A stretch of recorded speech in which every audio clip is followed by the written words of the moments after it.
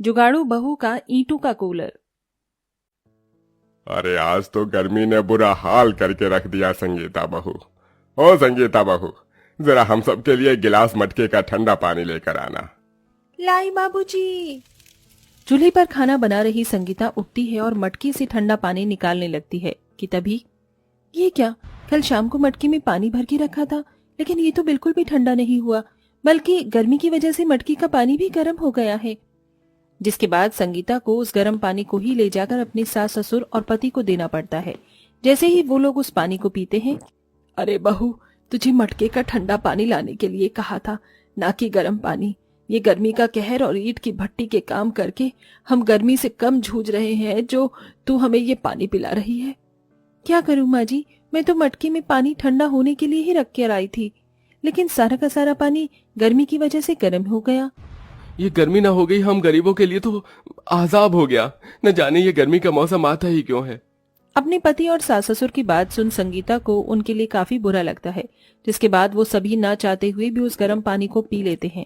ऐसे ही शाम होती है और हर रोज की तरह संगीता अपने घर के आंगन में लगे पौधों को पानी दे रही होती है। संगीता के आंगन में ढेर सारे पौधे, घास थी। संगीता सबको पानी दे ही रही होती है कि तभी वो देखती है, ये क्या, इतनी गर्मी हो रही है, लेकिन फिर भी ये सारी घास और इसकी मिट्टी इतनी ठंडी है। अरे हाँ, जब मैं छोटी थी तो मेरी टीचर ने कहा था कि जमीन के अंदर की मिट्टी हमेशा ठंडी ही रहती है। अगर मैं इनकी मदद से पानी को ठंडा रख पाई तो मेरे परिवार वाले भी इस गर्मी में ठंडा पानी पी सकते हैं। संगीता आंगन से ढेर सारी मिट्टी उठाती है और फिर उसे अच्छे से गिलाकर मटके के चारों तरफ उस मिट्टी को लीप देती है। साथ ही साथ उसके ऊपर ढेर सारी घास लगाकर बाहर से पानी की छींटे मारकर अंदर पानी भर देती है और सिर्फ कुछ ही घंटे में मटके का पानी बिल्कुल फ्रिज के पानी जितना ठंडा हो जाता है।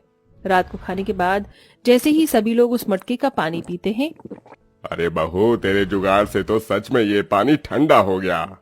अपने परिवार वालों को इतना खुश देख संगीता भी बहुत खुश होती है और ऐसे ही कुछ दिन गुजर जाते हैं।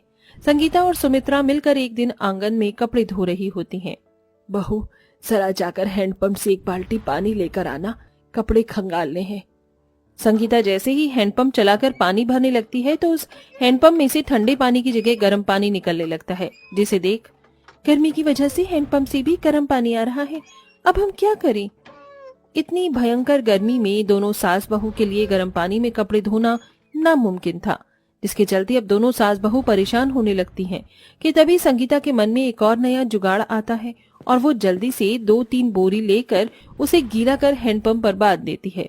थोड़ी देर बाद संगीता जैसे ही हैंडपंप चलाती है तो उसके अंदर से ठंडा पानी आने लगता है।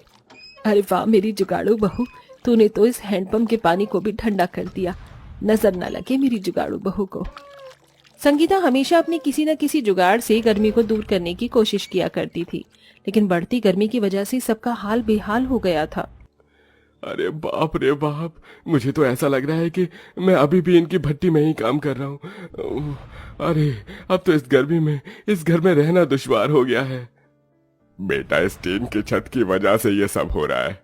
सोचा था इस साल इस टीन की छत को हटवाकर और पत्थर की छत बनवाऊंगा, लेकिन पैसों की कमी के चलते इसे ना कर सका। टीन की छत होने की वजह से गर्मी में टीन बहुत जल्दी गर्म हो जाया करती थी, जिससे संगीता का पूरा घर ईंट की भट्टी की तरह गर्म हो जाता था। संगीता, अब तो तुझे अपने जुगाड़ से इस गर्म छत को ठंडा करने के बारे में सोचना ही होगा, वरना इस गर्म छत के नीचे तो हम लोग और ज्यादा दिन तक रह नहीं सकते। संगीता आंगन में बैठी बैठी इतना सोच ही रही होती है कि तभी उसकी नजर हैंडपंप पर जाती है, जिसको संगीता ने बोरे से बांध रखा था। ये देख संगीता के मन में एक और नया जुगाड़ आता है और वो एक एक कर बोरियों को गीला करके अपनी टीन की छत पर रख देती है और उसके ऊपर ढेर सारी मिट्टी डाल देती है, जिससे अब गर्मी की वजह से उन लोगों की टीन की छत गर्म नहीं होती थी। अरे वाह बहू, तूने तो आज हमारी टीन की छत को भी ठंडा कर दिया। और नहीं तो क्या बाबूजी, अब आपको दूसरी छत बनवाने की कोई जरूरत नहीं है। आप लोगों की जुगाड़ू बहू और मेरी जुगाड़ू पत्नी ने इस टीन की गर्म छत को भी ठंडा करके रख दिया। संगीता अपने जुगाड़ से कभी बोरे गीले कर घर की खिड़कियां और दरवाजे पर टांग देती थी, जिससे घर के अंदर गर्म हवा नहीं आती। वहीं कभी सबकी सोने की चटाइयों के नीचे गीली मिट्टी रख देती, जिससे सबको ठंडक मिलती। लेकिन इतने जुगाड़ करने के बाद भी पूरा परिवार मच्छरों से काफी ज्यादा परेशान था। इन मच्छरों ने गर्मी में काट काट कर सारा खून पी ही लिया है। न जाने अब इन मच्छरों से गर्मी में कब राहत मिलेगी। आय हाय, इन मच्छरों से तो राहत ये सिर्फ कूलर ही दिलवा सकता है। आय हाय, बिना कूलर के तो ये मच्छर एक दिन हमारा सारा खून पीकर हमें मार ही डालेंगे। गर्मी में बिना पंखे कूलर के गुजारा करना संगीता के लिए भी अब काफी ज्यादा मुश्किल हो चुका था। रोज रोज अपने परिवार को ऐसा परेशान होता देख अब संगीता एक बहुत बड़ा फैसला लेती है।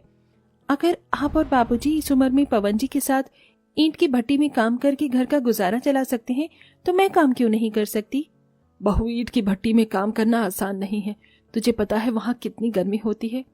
मैं ईंट की भट्टी में काम करके जल्द से जल्द पैसे जोड़ना चाहती हूँ ताकि मैं सबके लिए कूलर ला सकूं। इसलिए आप लोग प्लीज मुझे काम करने दीजिए। संगीता के बार बार जिद करने की वजह से सभी लोग उसे काम करने की इजाजत दे देते हैं, जिसके बाद अब संगीता भी अपने सास ससुर पति के साथ ईंट की भट्टी में जाकर काम करती है। ईंट की भट्टी की गर्मी की वजह से कभी संगीता का हाथ जल जाता तो कभी उसके हाथ पैरों पर छाले पड़ जाते हैं, लेकिन संगीता मेहनत करना नहीं छोड़ती।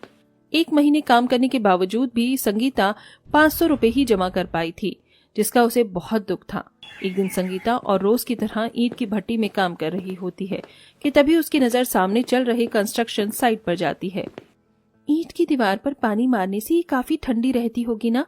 पुराने जमाने में लोग ईंट और कच्ची मिट्टी के घरों में रहते थे, इसीलिए उन्हें गर्मी नहीं लगती थी। 1 मिनट, अरे ये चीज मैंने पहले क्यों नहीं सोची। संगीता के मन में ईंट की दीवार को देखकर जुगाड़ आता है, जिसके बारे में वो सबको बताती है। संगीता, तुम क्या कह रही हो? भला ऐसे कैसे हो सकता है? क्यों नहीं हो सकता? ईंट की 4 दीवारें बनकर तैयार कर सकती हैं, तो इनका कूलर क्यों नहीं। हम घर में ईंट की 4 दीवारें बनाएंगे और उसी बीच में से काट कर उसके अंदर एक मोटर फिक्स कर देंगे, जिससे हमारा ईंट का कूलर पूरा बनकर तैयार हो जाएगा। बहू जो कह रही है वो होगा या नहीं ये तो मुझे नहीं पता, लेकिन हम कोशिश तो जरूर करेंगे।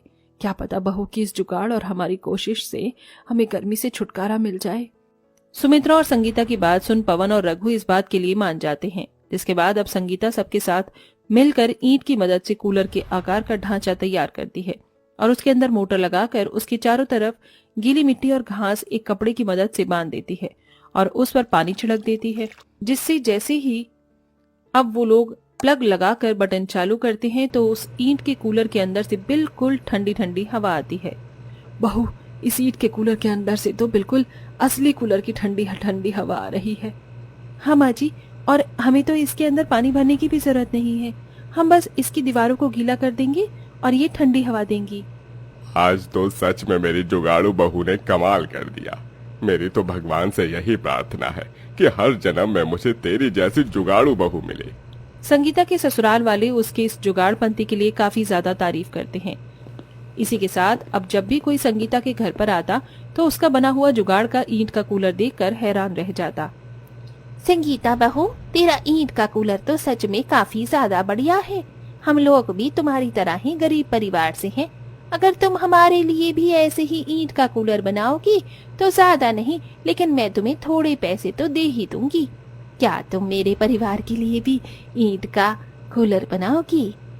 हाँ काकी, क्यों नहीं, मैं जरूर बनाऊंगी आपके परिवार के लिए अपनी जुगाड़ से ईंट का कूलर। आस पड़ोस में रह रहे लोगों को जैसे ही संगीता के जुगाड़ से बनाए हुए ईंट के कूलर के बारे में पता चलता है तो वो भी संगीता से अपने घर में ईंट का कूलर बनवा देते हैं, जिससे उन्हें गर्मी से राहत मिलती है। वहीं संगीता की भी अच्छी खासी कमाई हो जाती है और ऐसे ही अपने जुगाड़पन से संगीता अपने ससुराल वालों के साथ हंसी खुशी रहती है।